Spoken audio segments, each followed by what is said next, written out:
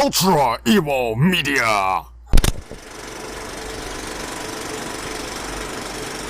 How you doing? My name is JR. This is Ultra Evil 1. I am interviewing Harley Quinn right here.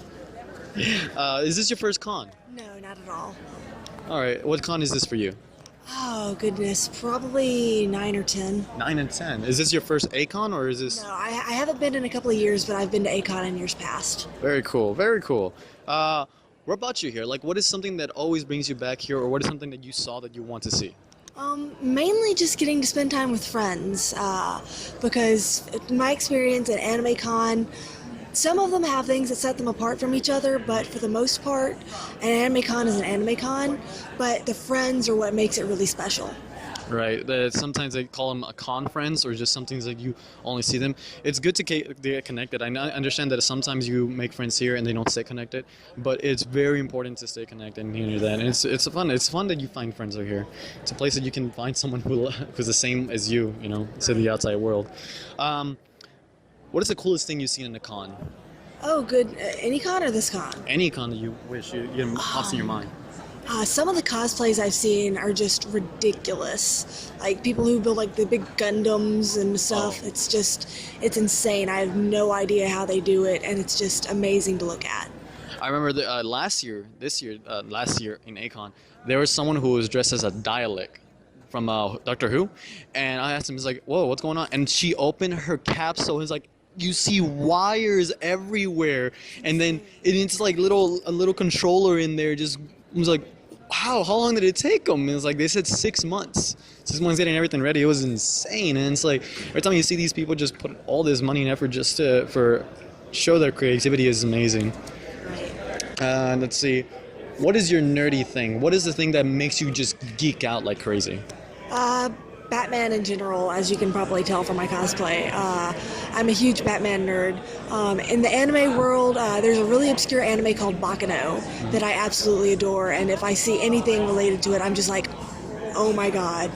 So that's amazing. Tell me, what got you into Batman? Oh goodness, probably watching the animated series as a kid. Is it just such a classic and such a good show, and it holds up even watching it as an adult. I know there was a scene in a comic which it also seen in Justice League, because Justice League is like a sequel to the Batman series. There's a scene where he's sitting down with the little girl who's about to die, and he just sits down with her and waits until she dies. And it's a powerful scene because you always see Batman as a oh, he's smart, he does this, he always figures out everything, but we never see the side of Batman where he's just sitting down with someone and kind of like just talking to them. People who have been like in very traumatic scenes just sit down. And I saw a comic, a little page of him just kind of sit down and wait until the girl calmed down. And just it's powerful stuff sometimes. What do you think of Harley Quinn now, of like how she's created in the show? Because she was originated from the animated series. Right.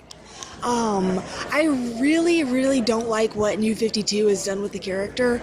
I really prefer how she is in the classic comics and in the animated series, because the New 52 seems to sort of just treat her as nothing more than the Joker's girlfriend and just this thing to be abused. Blonde bimbo, yeah, to be abused by the Joker and have no other character development.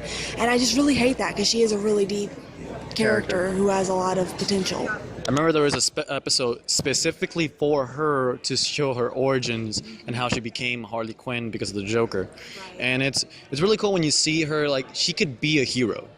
She can seem like she could be a hero, because there's an episode where she goes on a drive out with Batman, and then you see like all the fans like, oh, she kissed Batman. Go for it, Batman. You can save her with love. Yeah, it's really cool. But yeah, I enjoy Batman. Do you have any little facts that you know about the animated series? In addition to Harley, Renee Montoya was also originated on the series, and now she's a big character in the comics. Ah, very cool. I know that when they were making the animated series, they use black paper instead of white paper, because that's how you get this kind of gritty, dark Gotham background, because it's all black paper, and they just use different colors to have that lighting. That's really cool. That's when I found that out, I was like, wow, no wonder. So they're drawing on black paper in order to have that kind of style to it. So it's pretty neat. Any tips or tricks for new Congoers? Stay hydrated, stay fed, don't let your blood sugar get too low. If you start to feel weak, go get some water, go get some food, take a break. The con will still be there when you get back. Yeah, always make a priority to keep yourself healthy during the con. And if you're sick, protect yourself so you won't get other people sick. It's not cool spreading the virus, guys. So we know what you're cosplaying. You're cosplaying Harley Quinn. It's really cool. I love Harley Quinn. I love when they do it right.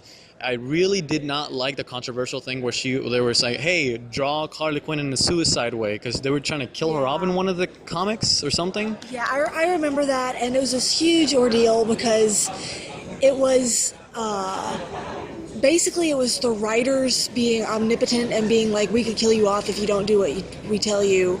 And it was really stupid because breaking the fourth wall is Deadpool's thing, not Harley Quinn's.